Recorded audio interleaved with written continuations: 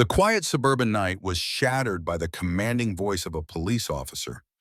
"Get out of the car now. What the hell do you think you're doing in this area at this hour?" His words exploded like a thunderclap, cutting through the otherwise peaceful darkness. The officer's voice was amplified by the patrol car's loudspeaker, turning the rhythmic tapping of raindrops on the roof into a faint, distant sound that barely mattered. The flashing red and blue lights from the rear-view mirror danced over the windshield of the car, casting eerie shadows on the driver's face. The lights swept back and forth like they were alive, illuminating Marcus Thorne's features as if the universe itself had put him under a spotlight. For most people, this would have been a moment of pure panic.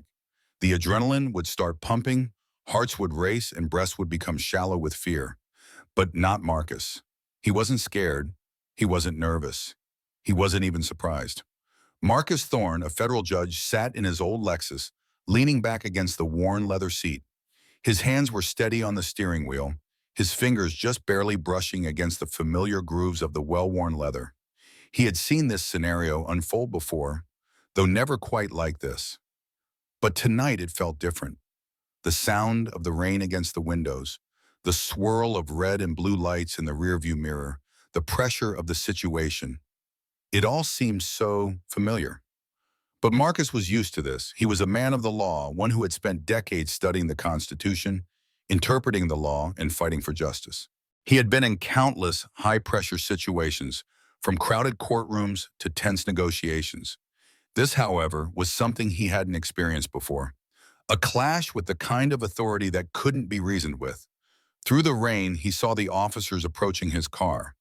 The first officer, Frank Miller, was the kind of man who had been granted a badge and gun, but had yet to grasp the true meaning of justice. There was a swagger to his steps, his posture full of arrogance. Miller walked toward Marcus's car with the air of someone who knew he was in control. He wore the confident grin of someone who thought they could intimidate anyone, and tonight he had chosen Marcus as his target. His hand rested just above his holster, a habitual gesture, perhaps one meant to intimidate rather than protect. Behind Miller, the second officer, David Chen, followed, walking with a slight hesitation. Chen was younger, smaller in stature, and he moved with a more reserved pace. The contrast was clear. Miller exuded authority while Chen seemed to question the situation. Marcus noticed the difference immediately. One officer was a leader, the other a follower. One was full of confidence, while the other seemed unsure, possibly questioning the legitimacy of the stop. Marcus knew it was coming. He had seen enough of this. His car, a 998 Lexus LS400, was old, reliable, and had sentimental value. It wasn't the kind of car that screamed wealth. In fact, it was likely to be mistaken for a worn-out relic. To many, it was a clear mismatch for the wealthy area of Gladwin, a neighborhood that practically oozed affluence. Yet to Marcus, this car held memories. It was the first luxury car he had been able to afford after years of working at a prestigious law firm. It had been years since he left the firm and dedicated himself to public service. But that car was still his. Not because he couldn't afford a new one, but because it represented his past, his journey, and his humble beginnings. However, in the eyes of some, a black man driving through a rich, predominantly white neighborhood in such an old car was suspicious. To some, the equation simply didn't add up. And that night, Marcus was about to feel the full brunt of that racial bias. As he glanced in his rearview mirror, he could see Officer Miller approaching, his figure outlined by the flashing lights. There was a cocky stride to his steps, the kind that told you he had already made up his mind about the kind of person Marcus was. Based on nothing but assumptions and prejudice. He came closer, and Marcus could already hear the officer's voice in his mind. The man was about to accuse him of something he hadn't done, something that wasn't a crime, but would be treated as one simply because of his skin color. When the officer finally arrived at the window, his first words confirmed what Marcus had feared. "Know why I stopped you?" Miller's voice was gruff, condescending, and filled with a smugness that suggested he already had the answer in his mind. Marcus didn't reply immediately. Instead, he looked Miller dead in the eye. He didn't flinch. He didn't back down. His face remained calm and steady, something that had been honed over decades in courtrooms and high-stakes negotiations. "Good evening, officer," Marcus said in a voice as calm as ever. "Is there a problem?" Miller's response was quick, dripping with sarcasm. "What's the problem?" he mimicked, raising his voice for dramatic effect. Your right tail light is cracked. That's a violation, but that's not the main problem. The main problem is you. You're in a wealthy neighborhood at this hour, driving a beat-up car. You don't look like you belong here. Marcus sat in the car, absorbing the words, letting them roll over him. This wasn't about a broken tail light. This was about something deeper, something more insidious. This was about race, class, and a bias that Marcus had encountered far too many times in his life. The officer wasn't concerned about the car or the broken light. He was concerned about the fact that a black man had the audacity to drive through a neighborhood where people who looked like him weren't supposed to be. Marcus remained calm. I just left a friend's house, he said quietly. I'm on my way home. I don't live far from here. The words fell flat against Miller's disbelief. A friend? Miller sneered. Who would be your friend in this neighborhood? Give me the name and address. The request was an invasion of privacy, a demand for personal information that Marcus didn't need to provide. But Officer Miller's arrogance clouded his judgment. He didn't see Marcus as a man. He saw him as a threat, as an outsider who didn't belong. Marcus, however, knew the law all too well. He wasn't going to give the officer the satisfaction of playing into his game. Officer, Marcus said calmly, that is personal information. I don't believe you have the right to ask for it in a routine traffic stop. His words were precise, legal, but Miller didn't care about the law. He was too busy building a story in his head, and this wasn't about justice. It was about control. Miller's face twisted with frustration at Marcus's calm response. The officer was used to people being intimidated, flustered, or frightened by his presence, but Marcus remained an enigma, his cool demeanor unshaken. Not gonna cooperate, huh? Miller grumbled under his breath. That makes you more suspicious? His hand reached for the door, his fingers hovering over the latch. Marcus could feel the tension growing. He knew this could go one of two ways. Either the officer would back off, realizing his suspicions were groundless, or he would push the situation further. Marcus hoped for the first but prepared for the worst. Without another word, Miller flung open the door and grabbed Marcus's arm roughly, pulling him out of the car with force. The cold rain immediately hit Marcus's face, blurring his vision as Miller shoved him against the side of the vehicle. The sharp sting of the metal against his shoulder made him flinch, but he didn't resist. He didn't need to. He was already on alert, his mind calculating the best way to handle this. Stand still.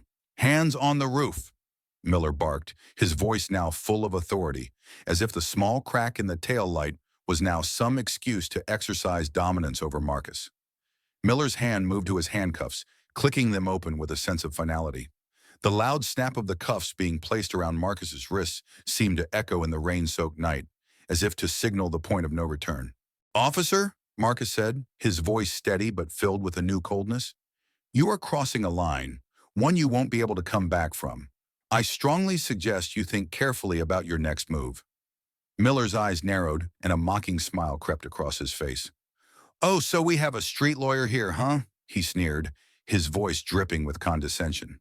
You think you know the law better than me?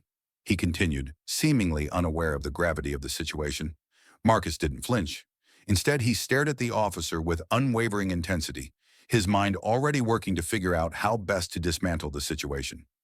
He knew the law, and he knew this officer was completely out of line. The younger officer, Officer Chen, stood quietly behind Miller, his eyes shifting from the angry officer to Marcus. It was clear that Chen was uncomfortable with what was happening. He wasn't sure whether to speak up, but he felt the situation slipping further and further from what he knew was right. The flashlight beam from Miller's hands scanned Marcus's clothes as if they were evidence in a criminal case. His gaze lingered on the tweed jacket, the horn-rimmed glasses, and the calm composure of the man before him. It didn't fit the narrative Miller had created in his mind, and that irritated him. The next few minutes were filled with silence, broken only by the sound of the rain falling on the pavement, the low hum of the police car in the background, and the rhythmic beat of Marcus's heart.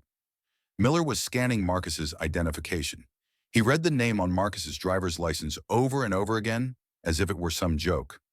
Marcus Aurelius Thorne, Miller said, as if testing the name out loud. Your parents must have been good readers, huh? He said, mocking the grandiose name. Or did you just make that up to sound cool? Marcus's face remained impassive, unaffected by the officer's ridicule. He wasn't some hoodlum being accused without cause. He was a federal judge, and he knew his rights. He knew that Miller's behavior wasn't just rude, it was illegal. With all the patience in the world, Marcus simply replied, "I work for the government." He didn't feel the need to elaborate.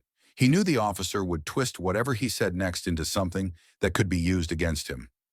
Miller, not satisfied with the non-answer, pressed on. "Government?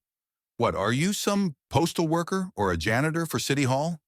The dismissiveness in his voice made it clear that he didn't believe someone like Marcus belonged in this neighborhood. To him, Marcus was an outsider, a figure that didn't fit the image of the respectable people who lived here.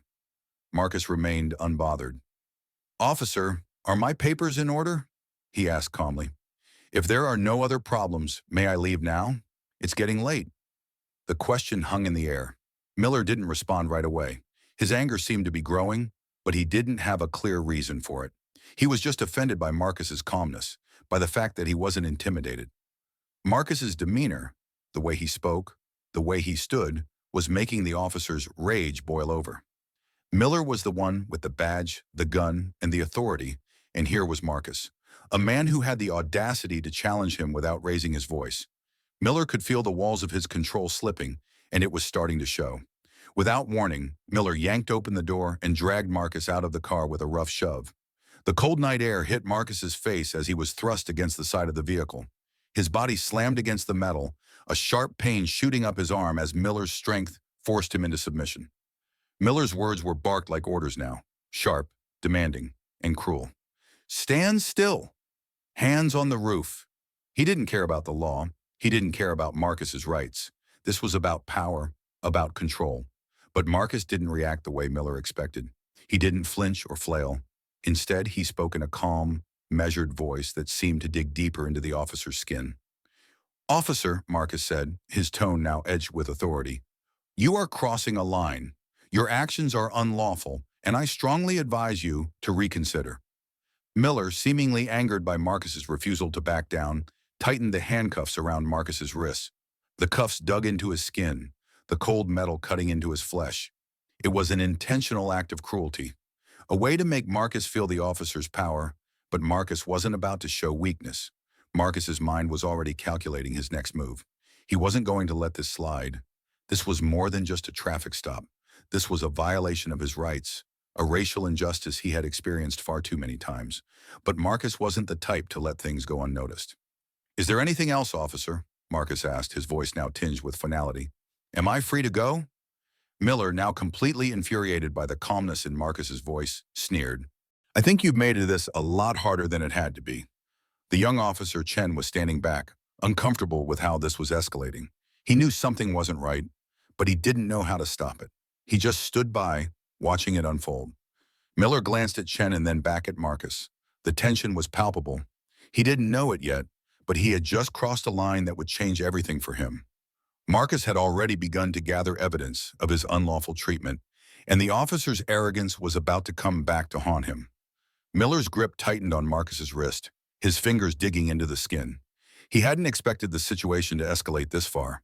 The calmness in Marcus's voice, the legal knowledge, the self-assurance, it was driving him mad. Miller had been trained to enforce authority, to keep control, and Marcus was doing the exact opposite of what he was used to. As the rain continued to pour, the situation became more and more uncomfortable for everyone involved. Officer Chen, standing back with his hands tucked into his pockets, couldn't shake the feeling that he was witnessing something deeply wrong. He had joined the force to protect people, to serve with honor, but everything about this felt like an abuse of power. While Miller focused on Marcus, trying to maintain control of the situation, Marcus's mind was working in overdrive. He knew his rights better than anyone in that moment. He had spent his career interpreting the law, upholding justice. He had seen the ugly side of the legal system, and today he was seeing it in full force. He could feel the weight of the handcuffs around his wrists, but it wasn't fear that gripped him. It was resolve. "Officer, I've asked you to release me.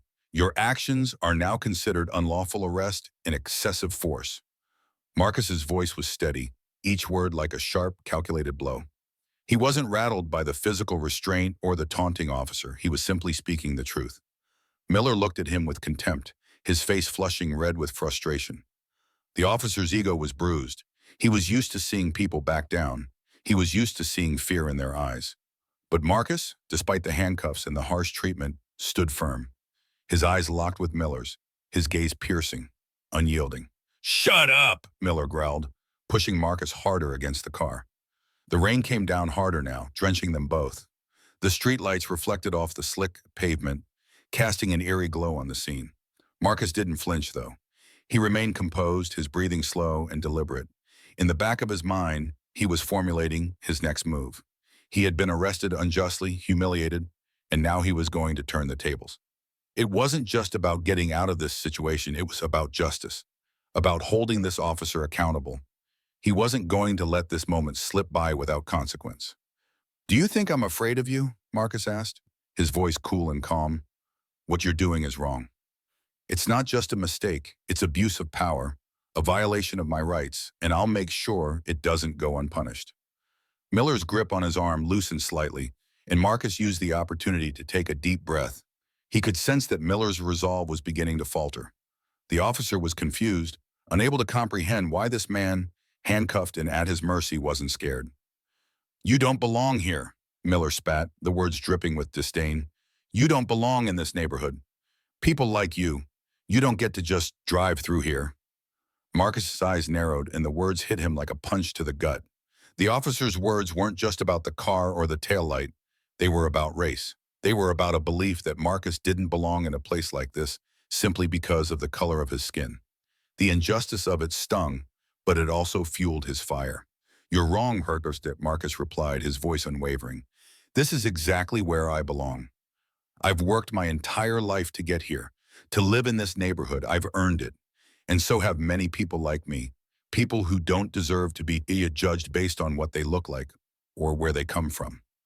Officer Chen, still standing off to the side, was beginning to shift uncomfortably. He had seen plenty of traffic stops, but this one felt different. Miller's actions were crossing a line. This wasn't just a simple misunderstanding. It was a flagrant abuse of power. He couldn't help but think of his own parents, who had worked so hard to give him a better life. They had taught him right from wrong, and this situation was all wrong. The silence between the two officers was deafening. Miller, still seething with anger, was waiting for Marcus to show any sign of fear, to give him an excuse to continue the confrontation. But Marcus held his ground, his face calm, his eyes steady. "What's it going to be, officer?" Marcus asked, his voice tinged with authority. "Are you going to do the right thing, or are you going to keep making mistakes? Because every move you make now, it's going to cost you." The words hung in the air, heavy with consequence. Miller didn't respond right away. He was still processing Marcus' calm defiance, still trying to hold on to the illusion of control.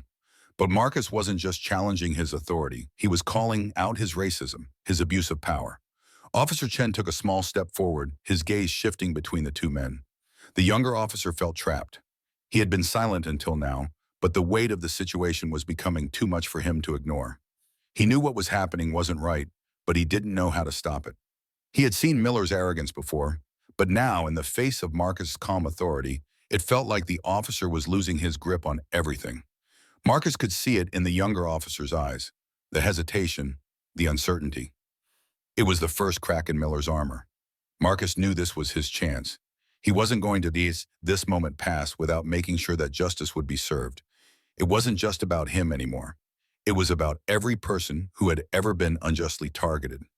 Every person who had been judged based on their appearance, their background, their race. And then, in a moment of clarity, Marcus did what he had been waiting for.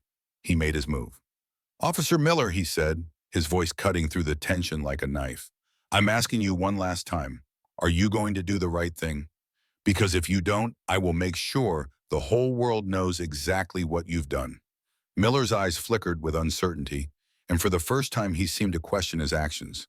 But before he could answer, Marcus reached into his pocket and pulled out his phone, dialing a number with steady fingers. "Hello?" A voice came through, calm and professional. "This is Bob Sterling." Marcus's demeanor shifted slightly, as if a weight had been lifted. He was no longer just the man in a tweed jacket. He was someone with the power to change everything. "Bob, it's Marcus," he said, his tone even. "I need your help. There's an officer here. Officer Frank Miller, Lower Moran Police Department. He's just assaulted me, unlawfully arrested me, and confiscated $2,000 in cash from my person. I need you to take care of this. We need to handle this now." On the other end of the line, Marcus heard a shift in the tone of the conversation. Bob's concern was palpable, but it quickly turned to something more serious. "Hold tight, Marcus," Bob said. "We're coming right now. You'll be out of there soon." Miller didn't understand what was happening. He hadn't even realized who he was dealing with. But Marcus knew that the moment he mentioned Bob Sterling's name, everything would change.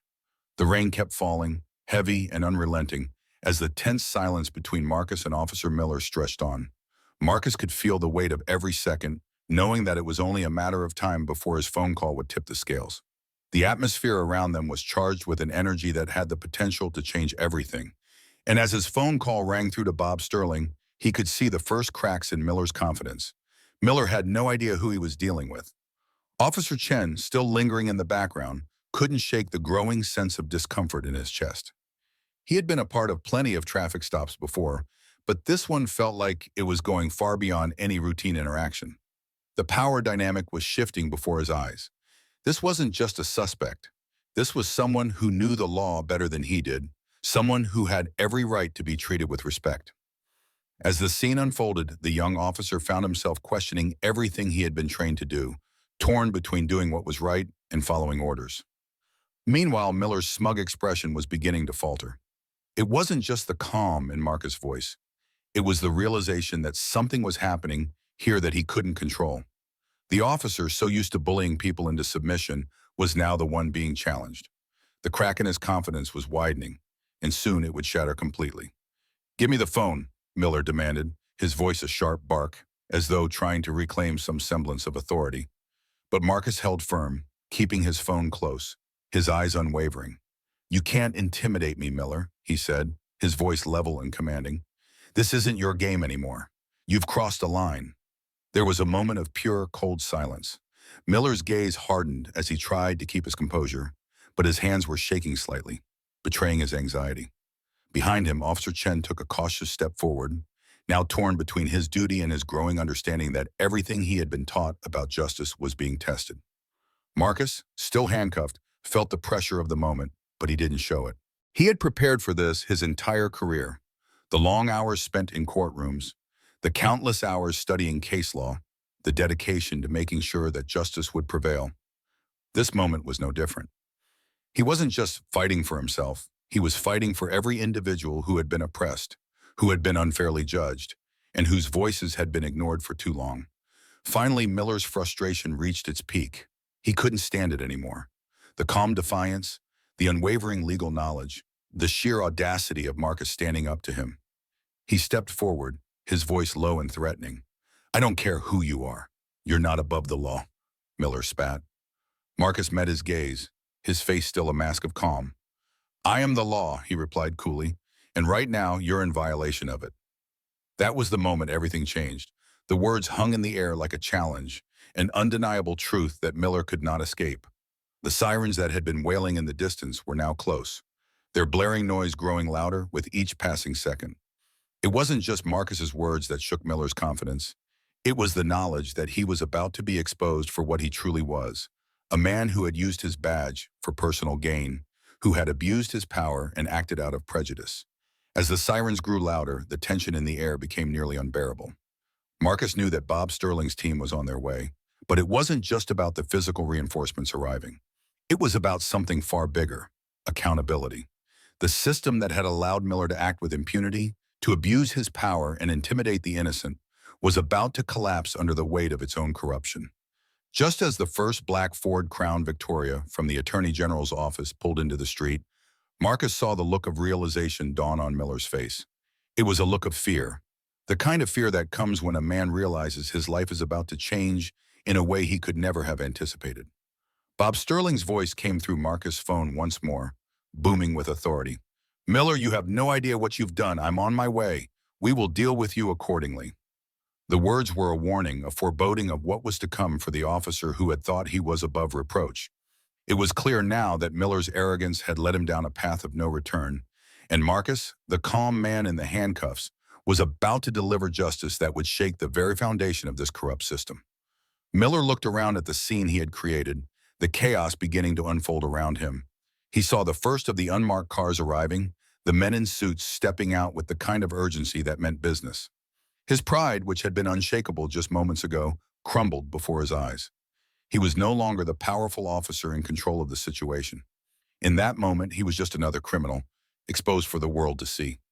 The Attorney General's car pulled to a stop beside the police cruiser, and Robert Sterling stepped out, his expression grim. "What the hell is going on here?" he demanded, his voice low but carrying the weight of his position. Marcus, still calm and composed, looked up at his friend, the man who had just arrived to help him. "It's over, Bob. We've got everything we need. Miller here has committed theft and assault. He's been unlawfully detaining me and just took $2,000 from my wallet." Sterling's eyes locked onto Miller with cold fury. He didn't need to hear any more. He could see the fear in the officer's eyes, the shame. "Take care of this," he ordered, his voice carrying the finality of a judge's ruling. Within moments, two investigators emerged from the unmarked vehicles, one of them taking Miller's body camera footage into evidence, while the other carefully retrieved the wad of $2,000 bills from Miller's pocket. It was clear now that everything Miller had tried to hide, everything he had hoped to get away with, was coming to light. Miller's world was collapsing, piece by piece. He had stolen from a man he didn't recognize, a man who had spent his life serving the law, only to end up on the wrong side of it. As the officers began reading Miller his rights, Marcus took a deep breath, a moment of quiet reflection before everything changed. The story of Officer Frank Miller's corruption was coming to an end, and with it, the realization that justice was still alive, especially in the most unlikely places. As the night drew to a close, the rain had stopped, leaving the streets of Gladwin still and empty. The flashing lights of the police cruisers had vanished, and with them, the chaos that had unfolded just moments before. But for Marcus Thorne, the events of that night would stay with him forever. Marcus had always been a man of principle, a man who understood the importance of justice. But as he looked around at the wreckage of Miller's career and the shattered illusions of the corrupt system, he couldn't help but feel a pang of sadness. He had done what needed to be done. He had stood up for what was right, but the cost was steep, not just for Miller, but for everyone who had been complicit in allowing these injustices to fester for so long. "Bob," Marcus said quietly as they drove away, the lights of the patrol cars now just a distant memory. "What about all the others? The ones who don't have a voice? The ones who are caught in a system like this every day?" Sterling glanced over at him, his expression thoughtful. "We keep fighting, Marcus. We keep fighting for them. Every case, every trial, every person we stand up for. It all matters." Marcus nodded slowly, but there was still an unshakable weight on his shoulders. It wasn't just about one officer or one arrest. It was about a systemic problem, one that couldn't be solved overnight. But for the first time in a long while, Marcus felt like they were on the right path. They had exposed one officer's wrongdoing, but it was just the tip of the iceberg. There was so much more to be done. The car continued down the dark road, and as the lights of Gladwin's mansions glimmered in the distance, Marcus realized that the fight for justice didn't end with one victory. It was a lifelong commitment, a commitment to never stop speaking out, never stop fighting for what was right, and to never stop believing in the power of truth. As the rain-slicked streets stretched out before him, Marcus felt a deep sense of resolve. This battle was far from over. But tonight, justice had been served. And for the first time in a long while, Marcus allowed himself to feel a sense of peace. This marks the conclusion of the story, with Marcus reflecting on the larger fight for justice while feeling a sense of accomplishment in this particular battle. The narrative wraps up with a hopeful note, emphasizing the ongoing commitment to fighting for what is right.